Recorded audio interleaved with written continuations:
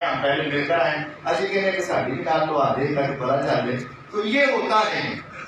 مفتی صاحب اللہ کو جزائے خیر دے. دیکھیں انجینئر صاحب اسکرین کے اندر بیٹھ کر سب کچھ کر سکتے ہیں اور وہاں جتنے مرضی چینل بھی دے دیتے ہیں.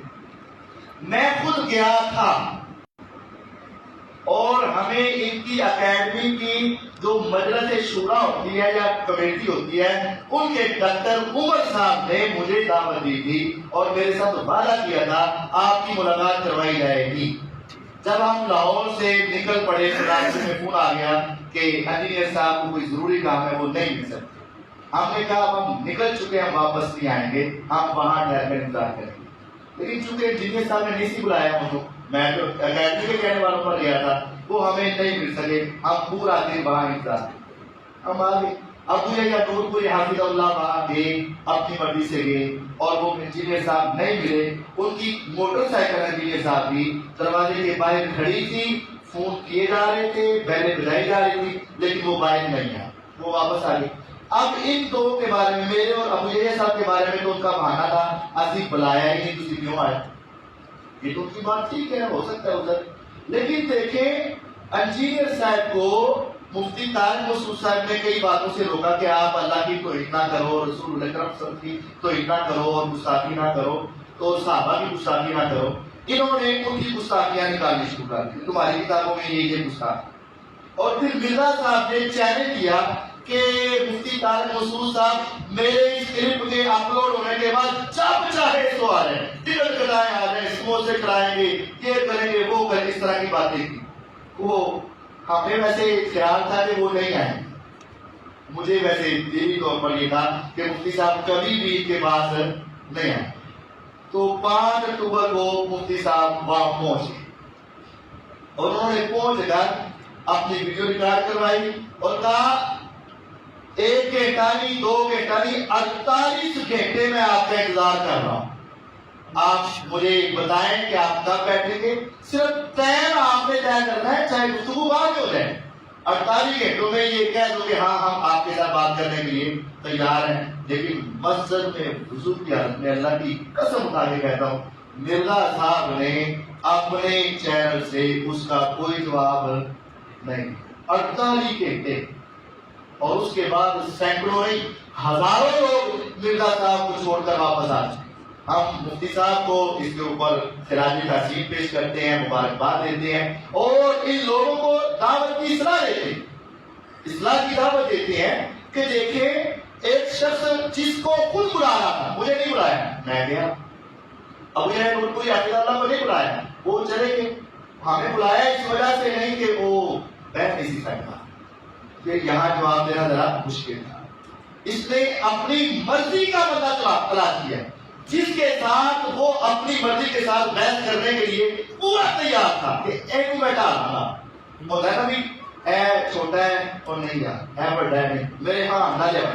چلو اس کی مرضی کے مطابق اس کو پیش کیا گیا 48 گھنٹے. اور ان دنوں میں مرزا صاحب جیلوں میں تھے, اپنے گھر میں تھے اور ایکٹرز کے ساتھ, ایکٹر فلم سٹار اور دوسرے تیسرے ان کے ساتھ ملاقاتیں ہو رہی ہیں, اور جہاں دین کی بات کے لیے بلایا جا رہا ہے اور وہ کوئی جواب نہیں آیا.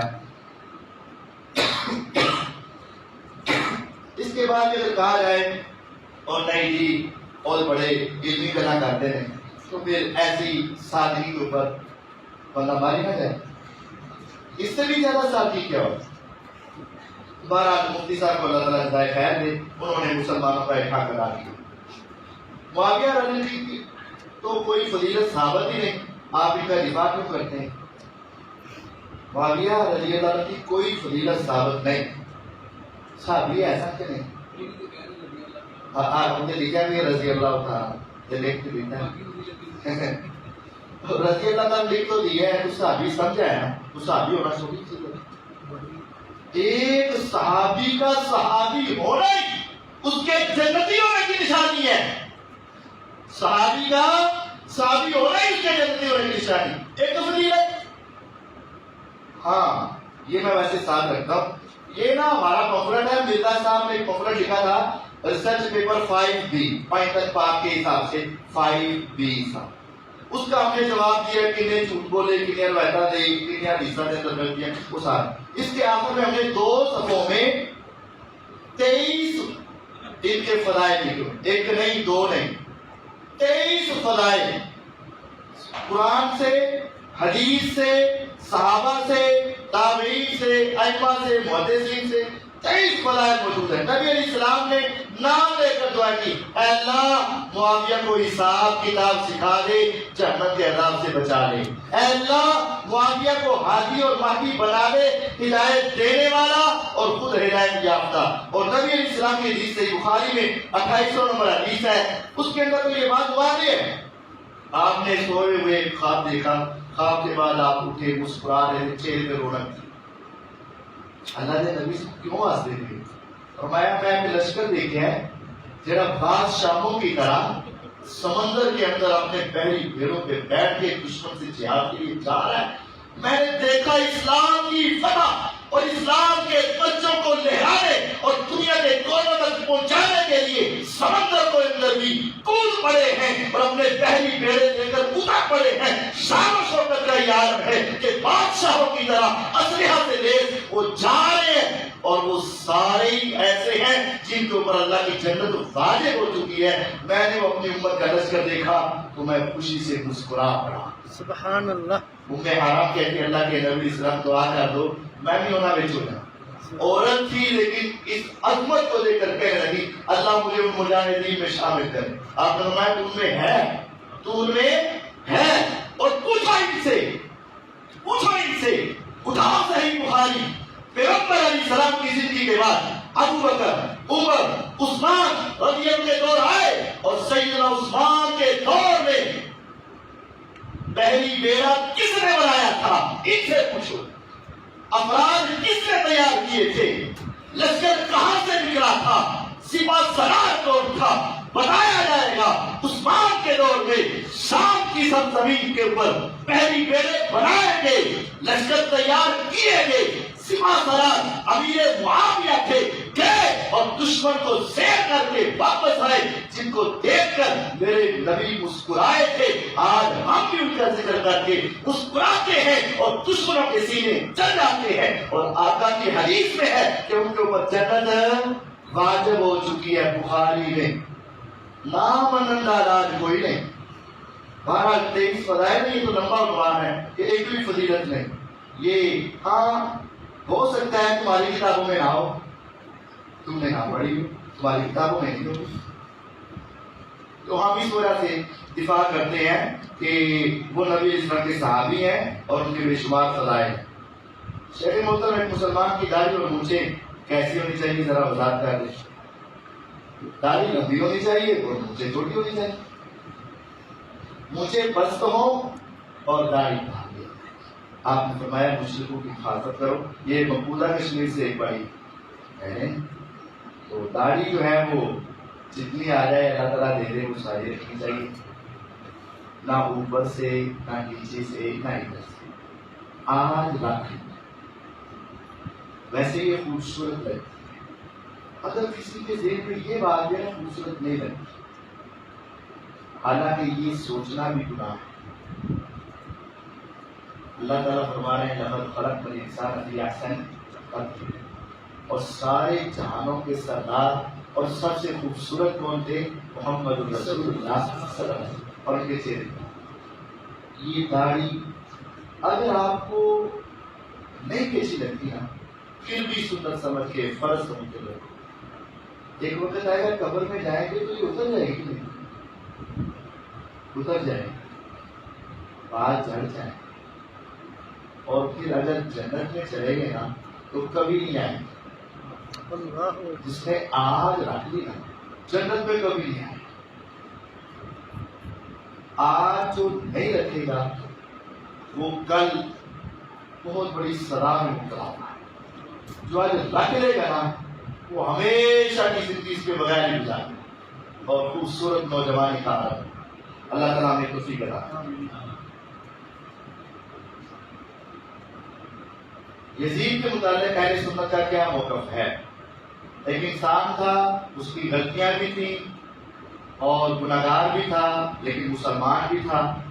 اور اللہ تعالیٰ اس کے ساتھ وہ کرے جس کا وہ حقدار تھا۔ لیکن چھوٹا سا یہاں ایک کویشچن آپ کو دینا چاہوں گا، کسی سے پوچھ لیا جائے کہ یزید کی بیوی کا نسب نامہ کیا ہے؟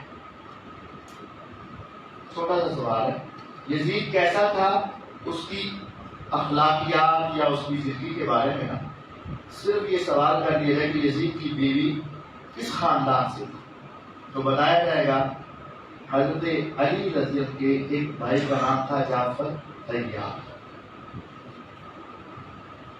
ان کی یہ پوتی لگتی تھی۔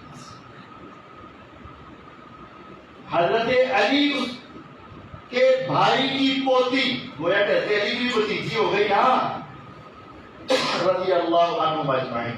اگر وہ اتنا برا ہوتا تو اہل بیت اپنی بیٹیوں کا نکاح اس کے ساتھ لاتے۔ ہاں غلطیاں اس میں تھی لیکن ایسی نہیں تھی جو بتائی جاتی۔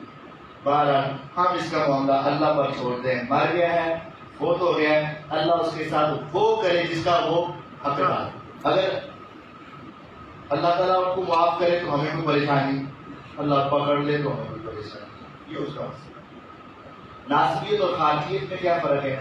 ناسبی اور خارجی، ناسبی کہتے ہیں اس کو جو صحابہ کا دشمن ہو اور خصوصاً اہل بیت کا جو دشمن ہے وہ ناسبی ہے۔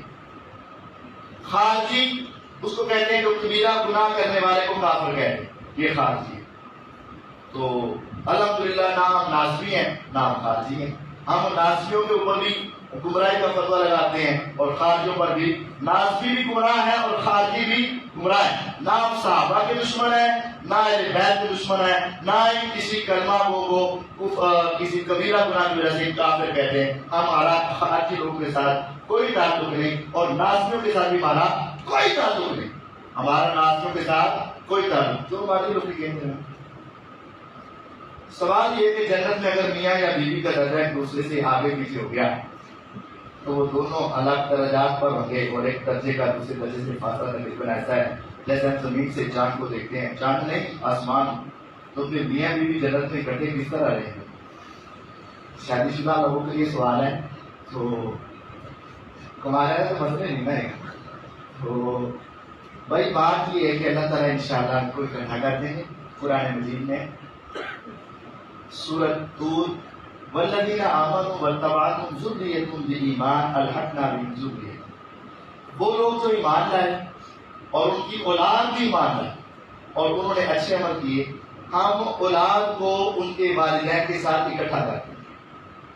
اب یہ ہے کہ ایسا تو نہیں ہو سکتا نا، اب بچہ اوپر جائے گا تو اگر ماں باپ نیچے تو اوپر چل جائیں گے، تو جہاں بچے کے پاس کیا ہونا ہے اکٹھا، امی بھی اتنے آ جائے گی، ابو بھی، میاں بیوی کا اگرچہ درجہ کافی زیادہ بھی ہوگا تو بچوں کے پاس پہنچ جائے، اور اگر والدین کو اونچا درجہ ہوا تو اللہ تعالیٰ پھر اولاد کو اٹھا کر لے جائیں گے۔ آگے ہے وَمَا أَلَتْنَاهُمْ مِنْ عَمَلِهِمْ مِنْ شَيْءٍ، ہم نیچے نہیں لے کر آئیں گے، کس کے عمل میں کوئی کمی نہیں کریں گے، نیچے والے کو اٹھا کر اوپر لے جائیں گے۔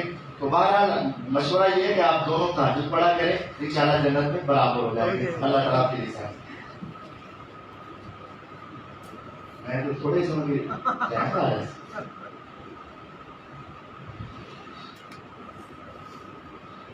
مفتی صاحب روزانہ ایک سپارہ سادہ بغیر ترجمے کے پڑھنا افضل ہے یا 2 رکوع ترجمے کے ساتھ پڑھنا افضل؟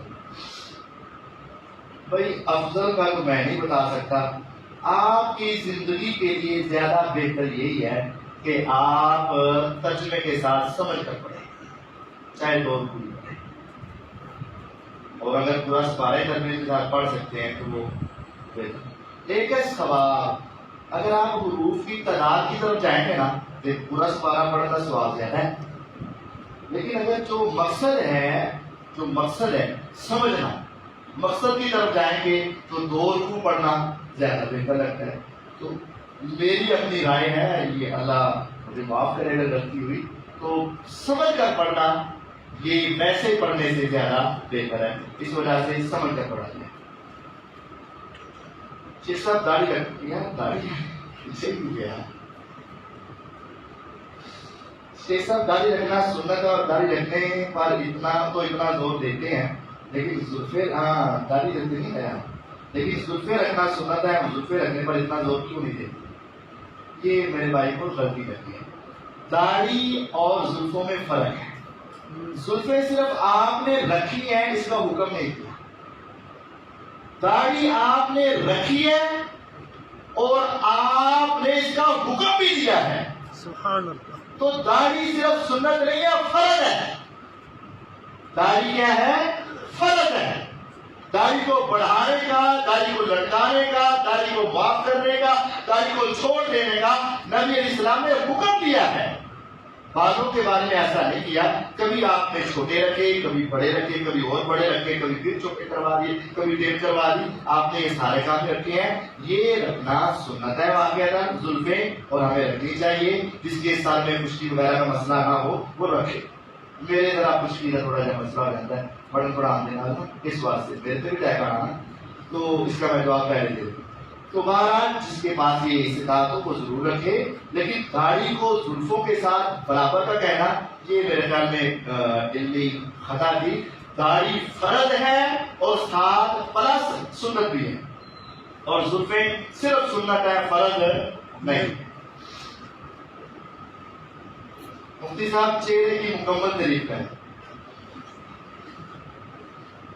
وجہ، اس کا معنی ایک لفظ چلتا ہے مواجہہ، سامنا، تو چہرے میں عموماً یہ بات آتی ہے کہ ملاقات کے آغاز میں فوراً جو سامنے آئے اس کو وجہ کہتے ہیں۔ ملاقات کے بعد فوراً جو سامنے آئے اسے کہتے ہیں وجہ، لیکن اس میں یہ چیز بھی وجہ کے اندر شامل ہے، یہ تھوڑی کے نیچے والا حصہ۔ تو یہ چہرہ پیشانی کے بالوں سے لے کر تھوڑی کے نیچے تک، اور یہ اس کان سے لے کر اس کان تک، یہ درمیانی حصے کو وجہ کہتے ہیں۔ الکوہل جو دوائی میں استعمال ہوتی ہے، کیا اس دوائی کو استعمال کیا جا سکتا ہے؟ بچنا چاہیے، اس سے دور ہو۔ کریم لگائی ہو تو اس کے اوپر سے وضو ہو جاتا ہے، ہاں جی ملنا پڑے گا بس تھوڑا سا، باقی وضو ہو جائے گا۔ کیا پیغمبر علیہ السلام معصوم علیہ خطا ہے؟ تو حضرت آدم، حضرت موسیٰ، حضرت ابراہیم سے جو خطائیں سرزد ہوئی ان کے بارے میں کرو۔ انبیاء علیہ السلام نے جان بوجھ کر کوئی غلطی نہیں، آج تک ہمیں پتا ہے کہ نماز لیٹ کرنا گناہ ہے، بس اوقات کسی کام میں مصروف ہوگا۔ ہمیں پتا ہے کہ غیر معلوم کی طرف نگاہ ڈالنا گناہ ہے، کیونکہ انسان ہونے کے ناطے کبھی ایسا ہو جاتا ہے۔ انبیاء علیہ السلام نے کبھی بھی جان بوجھ کر ایسا عمل نہیں کیا۔ ہم سے جانتے بوجھتے علم کے باوجود ہو جاتی ہیں، انبیاء سے ایسی کبھی ممکن نہیں کہ جان کر ایسے کریں۔ محترم، جائز کیش اکاؤنٹ بنانا کیسا ہے؟ بغیر مٹس دیے جائز ہے، اور اس سے ملنے والے مٹس اور میسج کیا وہ استعمال کرنا درست ہے؟ نہیں۔ جائز کیش والے نا ایک آفر نکالتے ہیں، اس کی 1000 روپیہ یا 2000 کچھ پیسوں کی اماؤنٹ ہوتی ہے، اتنے اگر آپ اپنے پیسے اپنے جائز کیش کے اندر رکھیں گے تو روزانہ اتنے مٹس آپ کو فری ملیں گے۔ تو یہ سود ہے، پیسوں کے بجائے وہ منٹ آپ کو دیتے ہیں، منٹ جو پیسوں کے ہوتے ہیں نا تو وہ آپ کو منٹ کی آفر اور میسج کی آفر دے دیتے ہیں، تو یہ سود ہے، ایسا نہیں کرتے۔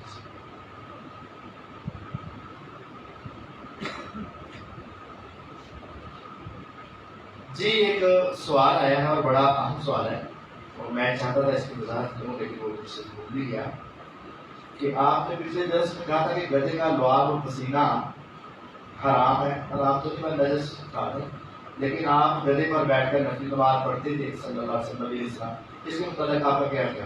تو یہ وہ بات اس وقت ذرا شارٹ ہو گئی۔ فقہ شافعیہ کے نزدیک یہ مسئلہ سمجھ، یہ ادھورا مسئلہ رہ گیا۔ فقہ شافعیہ کے نزدیک جو چیز حرام ہے وہ نجس بھی ہے، لیکن صحیح مسئلے کے طور پر ہر حرام چیز نجس نہیں ہے۔ اس اعتبار سے وہ میں اس دن تھوڑا بتا سکا گدھا حرام ہے، نجس ہے، اس کا پسینہ یا اس کا لعاب جو ہے یہ نجس نہیں ہے۔ شافعیہ کے نزدیک یہ نجس ہے اور اس کی ساری باتیں، لیکن صحیح بات جس طرح بلی ہے اس کا جوٹھا کھایا جا سکتا ہے، بلی کے جوٹے سے وضو ہمیں بتایا کیا جا سکتا ہے، تو اسی طرح اس کا گدھے کا پسینہ وغیرہ یہ نجس نہیں ہے، یہ بات اسی طریقے پائی جا سکتی، اس کے اوپر نماز بھی پڑھی جا سکتی ہے اور یہ حرام یا نجس نہیں۔ لیاقت بھائی بیمار ہیں، اللہ تعالیٰ کو صحت کاملہ عطا فرمائے، اللہ تعالیٰ تمام بیمار کو شفا عطا فرمائے۔ ہمارے اس مسجد کے نمازی حاجی مختار صاحب ہیں، کافی بیمار ہیں، وہ بھی کہہ رہے تھے دعا کا، اللہ تعالیٰ تمام بیماروں کو اپنی خاص توفیق و رحمت سے صحت کاملہ عطا فرمائے۔ بس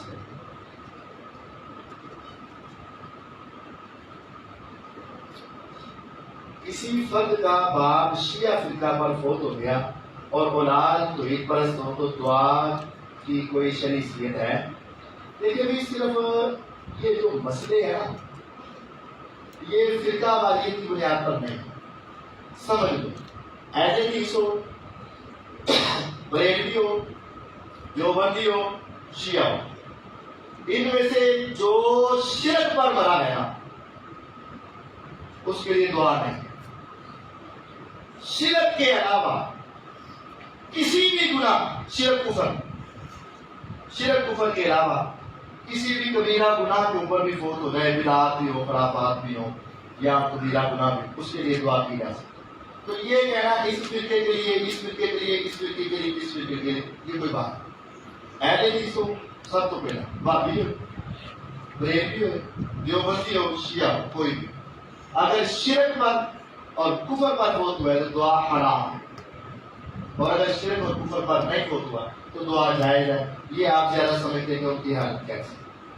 قرآن کو آج لوگ موبائل پر پڑھ رہے ہیں، جب مسجدوں میں اور گھروں میں قرآن موجود ہے، جائز ہے موبائل پر پڑھنا بھی، ہاں مصحف سے پڑھیں تو توجہ زیادہ رہے گی کہ وہ میسج نہیں آئیں گے، فون کال نہیں آئے گی، آپ کی توجہ کسی ایڈ کی طرف نہیں جائے گی۔ تو قرآن کو مصحف سے لے کر پڑھنا زیادہ بہتر ہے، لیکن موبائل سے بھی پڑھا جا سکتا ہے، کوئی گناہ والی بات ہے۔ جب نبی کریم صلی اللہ علیہ وسلم وفات پا گئے تو اس سے پہلے آپ نے قرآن کا مجموعہ یعنی مکمل نسخہ دیا، لیکن آپ نے احادیث کا مکمل نسخہ کیوں نہیں دیا؟ یہ بھی ایک علمی کمزوری ہے۔ نبی صلی اللہ علیہ وسلم قرآن بھی لکھوایا کرتے تھے اور وہ قرآن مختلف حصوں میں موجود تھا، ایک بندے کے پاس پورا قرآن نبی صلی اللہ علیہ وسلم میں نہیں تھا۔ پورا قرآن ایک جگہ میں اکٹھا کس نے کروایا؟ ابو بکر صدیق رضی اللہ عنہ نے۔ کس جنگ میں؟ جنگ یمامہ میں 70 سے زیادہ صحابہ شہید ہوئے جو قاری تھے۔ عمر رضی اللہ تعالیٰ آپ کے پاس آئے کہ قاری بڑے شہید ہو گئے، آپ مسلمانوں سے قرآن اکٹھا کروا دو۔ لکھوایا تھا، ایک جگہ میں اکٹھا نہیں کروایا، چھڑیوں پہ لکھا ہوتا، پتھروں پہ لکھا ہوتا، چمڑے پہ لکھا ہوتا، کاغذ پہ لکھا ہوتا، مختلف جگہ پر تھا، لکھا تھا، لیکن ایک جگہ پہ جمع قرآن نبی اسلام کی زندگی میں بعد میں عمر رضی اللہ کہہ کر ابو بکر رضی اللہ نے جمع کیا۔ اسی طرح سے صحابہ نے لکھی ہوتی تھی اور ساری چیزیں موجود تھی۔ اور آج ایک بات یاد رکھو، صحیفہ حمام بن منبہ، یہ ایک صحابی تھے عبداللہ بن عمر بن عاص، ان کا صحیفہ اس کا لکھا۔ ابو ہریرہ رضی اللہ عنہ، ان کا صحیفہ حمام بن منبہ۔ عبداللہ بن عمر بن عاص رضی اللہ جسے لکھا کرتے تھے اور وہ اپنے شاگردوں کو لکھوایا بھی کرتے تھے، سمجھایا کرتے تھے۔ ابو حیران بن زبانی یاد کیا کرتے تھے، پھر اپنے شاگردوں کو لکھوا دیا۔ صحیفہ حمام بن منبہ گم ہو گیا۔ کیا ہوا؟ گم ہو گیا۔ محدثین سے گم ہو گیا، لیکن وہ شاگردوں سے سنتے سنتے امام احمد بن حنبل رحمہ اللہ تک پہنچے۔ انہوں نے وہ ساری احادیث اپنے شاگردوں کو لکھوا دی۔ سینہ بسینہ چلتی ہیں احادیث، پورا صحیفہ شاگردوں کے ذریعے، ان کے شاگردوں کے ذریعے مسند احمد میں درج تھا. تقریباً انداز بتا رہا ہوں 1000 سال تک، کہ شاید اس سے بھی زیادہ ہو، 1200 سال تقریباً وہ اصل صحیفہ جو تھا نا وہ گم ہو گیا. حدیثیں وہ ساری مسند احمد میں جسے امام ابو رائحہ نے اپنے شاگردوں کو سنائی، انہوں نے اپنے شاگردوں کو سنائی، اپنے شاگردوں کو سنائی، امام احمد بن حنبل تک پہنچی اور وہ چلی. 1200 سال بعد لندن کی لائبریری سے اس صحیفہ کا ایک نسخہ مل گیا. تو کسی طرح لائبریریوں سے اکٹھا ہوتا، کسی طریقے سے باہر، اور آج فرانسیسی لیبارٹری کرنے والوں نے لکھائی کے لیے لائبریری شہر اصلی کی جاتی مل جاتی ہے نا، کہ یہ جو چیک دیا تھا اس کے اوپر شہر اصلی کی جاتی لیبارٹری کے ساتھ پتا کیا گیا اور بتایا گیا کہ یہ سینکڑوں سال پہلے لکھائی ہے. اور اللہ کی قسم جب لوگوں نے اس صحیفے کو اٹھایا، مسند احمد کو سامنے رکھا، سینکڑوں احادیث میں ایک حدیث کی ایسی نہیں تھی جس میں وہاں کچھ لکھا ہو، اس میں کچھ لکھا ہو. اگر ان نبی لکھا، یہاں بھی ان نبی لکھا، ان رسول اللہ لکھا، یہاں ان رسول اللہ لکھا، کالا کالا رسول اللہ لکھا، یہاں کالا کالا رسول اللہ لکھا صلی اللہ علیہ وسلم. ایک لفظ کا بھی فرق موجود نہیں. عربی کے جسے اپنی طرح سے رہے نبی علیہ السلام قرآن بھی لے کر گئے تھے، حدیثیں بھی لے کر گئے تھے، اور یہ سب لکھوا کر گئے تھے اور صحابہ کو یاد کروا کے گئے تھے. یہ سب اصلی ہے. جنہاں صحابہ کے ذریعے قرآن آیا اور صحابہ کے ذریعے حدیث آئی. قرآن موت پر، حدیث غیر موت پر زندہ تھا. کیسی گھر 786 کی کیا حیثیت ہے؟ الٹی بسم اللہ، الٹی کی کیا ہوتی ہے 7 8 6 یا 7 8 6 8 7 الٹی سیدھی کی. یہ بسم اللہ کا مخفف نہیں ہے، یہ بسم اللہ کا مخفف کوئی نہیں. اگر ایسے ہی ہونا ہوتا نا پھر السلام علیکم کا بھی کر لو 370 ہوگا 474 اس طرح ہی ہوگا نا. السلام علیکم وعلیکم السلام ورحمۃ اللہ وبرکاتہ. تو اگر کوئی اسی طرح طلاق کا لفظ نکال لے مثال کے طور پر وہ مجھے بنانا آتا ہے لیکن میں بنایا نہیں کبھی، ویسے دے میں طلاق کا نکال لے 452 میں نے اپنی بیوی کو 452 4 دن تو ہو جائے گی طلاق. طلاق تو نہیں ہوگی. وہ قبول کا نکال لے، مجھ سے پوچھے قبول ہے 675 چل دے. تو یہ فضول باتیں ہیں، یہ ایسا نہیں ہونا چاہیے. جنگ جمل صفین نہروان کا مختصر سا پس منظر انشاءاللہ یہ تو 3 درسوں کی بات ہے، اس وقت بیان کریں گے، یہ تو مختصر نہیں ہو سکتا. کیا نبی کریم کی دین میں سب سے پہلے جو شخص دین کو تبدیل کرے گا وہ بنو امیہ کا ہوگا. جھوٹ ہے. کیا قرآن کی طرف اول رجل من یبدل سنت رجل من بنی امیہ، اول من یبدل سنت رجل من بنی امیہ. یہ بنا دے رہا ہے میری سنت کو سب سے پہلے بدلنے والا کون ہوگا؟ بنو امیہ کا ایک بندہ ہوگا. یہ روایت ابو العالیہ کا ابو ذر غفاری رضی سے سما ثابت نہیں، من گڑت روایت سے جو ہے. کیا قرآن کی طرف کور کرنا جائز ہے؟ اس کی کیا ہے؟ یہ ہمارے بر صغیر کے ادب کا تقاضا ہوتا ہے کہ بڑوں کو کمر نہیں کرتے. تو اگر اس سینس میں لی جائے تو قرآن کا بھی احترام کر لینا چاہیے، کوئی حرج نہیں ہے. جس طرح ایسی بڑھ جائے وہ پیچھا نہیں کرتے تو قرآن کو بھی نہ کرے. لیکن اگر کوئی کہے کہ یہ بہت بڑا گناہ ہے تو ایسی کوئی بات نہیں. ہاں اپنے تہذیب، اپنے ثقافت، کلچر کے اعتبار سے قرآن کا ادب احترام ضروری ہے. جس طرح بیت اللہ ہے اس کا کوئی احترام ضروری ہے، تو مسئلہ نہیں. بڑوں کی طرح قرآن کو ادب کرنا چاہیے. ایک مدنی بھائی کا کہنا ہے کہ اگر پیشاب کو دیکھ لیں تو آنکھیں ناپاک ہو جاتی ہیں. اس کے بارے میں شریع حکم کیا ہے؟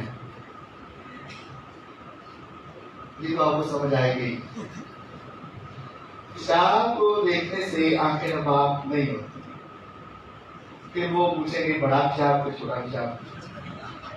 پھر اس کی طہارت کا جو طریقہ ہے وہ وضو سے ہے یا غسل سے ہے، وہ پھر ناپاک ہوگی، تو یہ ایسی کوئی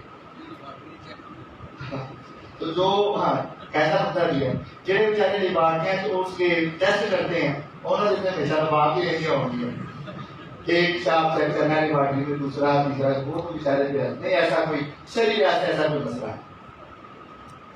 امیر معاویہ رضی اللہ عنہ کو جو ماموں کہتے ہیں کے بارے میں کیا کہنا؟ یہ بات لوگ اس کا غلط ہوتے ہیں، حالانکہ یہ بہت بڑی ان کی عظمت تھی۔ امیر معاویہ رضی اللہ کی ہمشیرہ ام حبیبہ بنت ابی سفیان رضی اللہ عنہ، جن کا نام رملہ، رملہ اصل نام ہے، کنیت ام حبیبہ ہے، عورتوں کی کنیت بھی ہوتی ہے۔ ام حبیبہ بنت ابی سفیان رضی اللہ عنہ حضرت ابو سفیان کی بیٹی ہے اور معاویہ رضی اللہ کی بہن ہے۔ اور معاویہ رضی اللہ کی بہن نبی علیہ السلام کی بیوی، نبی علیہ السلام ہمارے والد کی جگہ پر، ان کی بیوی ہماری ماں کی جگہ پر، اب اس بیوی کے بھائی ہمارے ماموں لگے اور ان کے والد ہمارے نانا لگے۔ کچھ لوگ ایسے ہیں جو اپنے خاندانوں پر بھی اپنی زبان درازی کرتے ہیں، جو شرعی طور پر ہمارے ماموں اور نانا ہیں، بعض لوگ ان کو بھی برا سمجھتے ہیں، ان کو اپنی آخرت کی فکر کرنی چاہیے۔ تیسری طلاق ہو ہی گیا، تیسری طلاق سے پہلے اگر شوہر ہم مصری کر لیں تو پھر تیسری طلاق دے دے، ہاں ایسے ہوئے گا پھر شوہر۔ تیسری طلاق سے پہلے شوہر نے ہم مصری کر لی، ملاقات کر لی، پھر تیسری طلاق دے دے تو عورت عدت گزارے کی یا کسی اور سے نکاح کرے؟ ہاں ہم مصری کی ہے، اس کے بعد طلاق دی ہے تو عورت آگے پوری عدت گزارے گی اور پھر کسی اور سے نکاح کرے گی۔ اب اس کے ساتھ نکاح کی کوئی گنجائش باقی نہیں رہی ہے۔ یہ طلاق ایک ایسا مسئلہ ہے، ایک طلاق دی باقی صلح کی، وہ طلاق باقی ہے، لٹک رہی ہے۔ دوسری کسی وقت دی چاہے 10 سال بعد دی تو یہ اب دوسری کو پہلی نہیں کہا جائے گا بلکہ دوسری کو، اور وہ پہلی ساتھ میں جائے گی۔ اور اگر 20 سال بعد یہ دی تو پھر وہ 30 ہو جائے گی اور تیسری ہو جائے گی، 3 کے بعد دوبارہ رجوع کا حق حاصل نہیں ہوگا۔ ایک بندہ نماز سے پہلے اگر لیٹ ہو گیا تو کیا جب امام کے ساتھ پہلے تشہد سے ہی کھڑا ہوگا تو کیا وہ رفع یدین کرے گا؟ جماعت میں امام کی پیروی کرنا ضروری ہے، لیکن یہ سمجھے کہ کس کام میں پیروی ضروری ہے، اقتداء پیروی۔ اسی حدیث میں واضح ہے کہ انما جعل الامام لیتم به فاذا كبر فكبروا واذا ركع فاركعوا واذا رفع فارفعوا واذا قال سمع الله لمن حمده فقولوا ربنا ولك الحمد، کہ امام کھڑا ہو تو تم کھڑے ہو، امام رکوع میں جاؤ تو تم رکوع میں جاؤ، امام رکوع سے اٹھے تو تم اٹھو، امام سجدے میں جاؤ تو سجدے میں جاؤ، امام سے پہلے سر نہ اٹھاؤ۔ یعنی یہ جو حرکات کی تبدیلی ہے نا، حرکت کی تبدیلی، اس میں امام کی پیروی ہے، انتقال حرکت، باقی چیزوں میں پیروی نہیں۔ امام سلام پھیرے گا، میں اس وقت تو ایک رکعت لیٹ ہوا سلام نہیں پھیروں گا، یعنی پوری میں نے اس کی بھی پیروی نہ کی، ورنہ تو سلام پھیرنا چاہیے، پوری پیروی تو یہ نہیں، جو میری ضروریات ہے میں اس کا بھی خیال رکھوں۔ اسی طرح جب آپ امام سے ایک رکعت لیٹ ہو گئے تو امام کے ساتھ اٹھ کر آپ رفع یدین نہیں کریں گے، کیونکہ اس وقت آپ کی دوسری رکعت ہے۔ آپ ایک رکعت لیٹ ہوئے، امام نے 2 پڑھائی، آپ کی کتنی ہوئی؟ 1۔ امام اٹھ کر تیسری رکعت کے شروع میں رفع یدین کر رہا ہے، تیسری، اور آپ کی کون سی ہے؟ دوسری، آپ نے کہا۔ جب امام چوتھی کے لیے کھڑا ہوگا آپ کی کون سی ہوگی؟ تیسری کے شروع میں نبی علیہ السلام کیا کرتے تھے۔ جس طرح آپ نے 3 کے بعد سلام نہیں پھیرنا، کیونکہ نبی علیہ السلام چوتھی کے بعد سلام پھیرا کرتے تھے، یہاں نہیں پھیرنا۔ اسی طرح بعد دوسری کے وقت آپ نے رفع یدین نہیں کرنا۔ مولانا صاحب کا جو عمر صدیق صاحب نے غلام استاد ظہیر احمد پوری حافظ اللہ اور پوری کے ساتھ غلط الفاظ استعمال کیے، وہ بھی آپ کو واضح کرنے کے لیے دوران گفتگو میرے پاس تفسیرات سن گیا اور کل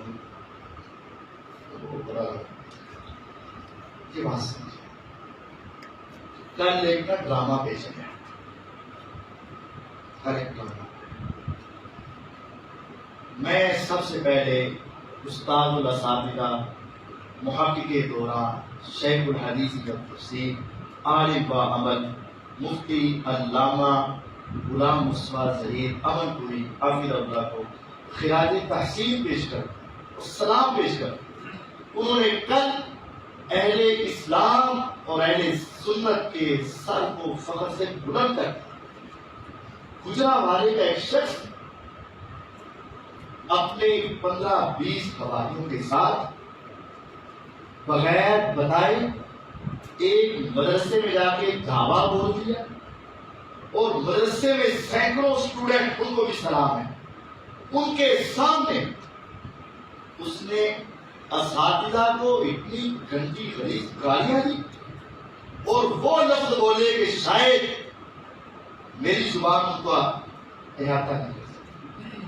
بس یہ بتا دیتا ہوں کہ ایسے لفظوں پر شریعت اگر نافذ ہو تو اس بندے کو لمبا پا کے لٹا کر اس کی کمر پہ 100 سے زائد 160 کوڑے اس کی کمر پہ رکھے ایسی گالیاں دی۔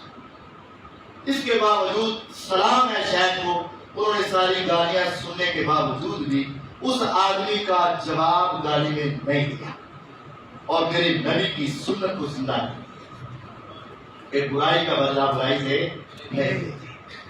اور پھر وہ شخص آیا بیٹھا 4 باتوں پر ان کے ساتھ مناظرہ کرنا تھا 7 منٹ کے اندر علامہ صاحب جو بغیر تیاری کے بیٹھے ایک شخص اپنے افراد لے کر پوری تیاری کر کے کتابیں لے کر آیا ہے اور ایک محدث حدیث پڑھا رہا ہے سنت سکھا رہا ہے مسئلے بتا رہا ہے اس کے بعد اچانک آ کر کے مناظرہ شروع کرنے کے لیے بیٹھ گئے اور پھر انہوں نے 7 منٹ کے اندر ہی اس کی ساری بات ختم کر اس نے پہلے کہا تھا اہل حدیثوں میں ناسبی ہے مان لیا کہ اہل حدیثوں میں کوئی ناسبی نہیں یعنی صحابہ کا دشمن اہل بیت کا دشمن نہیں ایک اس کی شکست تھی اور پھر اس نے گالیاں دی شیخ محترم نے تحمل کا مظاہرہ کیا طلبا نے بھی ان کو کچھ نہیں کہا اس کی گالیوں کے باوجود کیونکہ اتنی گندی زبان کا کوئی جواب ہم دے ہی نہیں سکتے کلیئر بیٹا نہیں کلیئر آسی تھک جا گے تھک نہیں سکتے لیکن دکھ کی بات یہ ہے کہ اس شخص نے پھر ہم ان کو گستاخ رسول نہیں کہتے گجرانوالے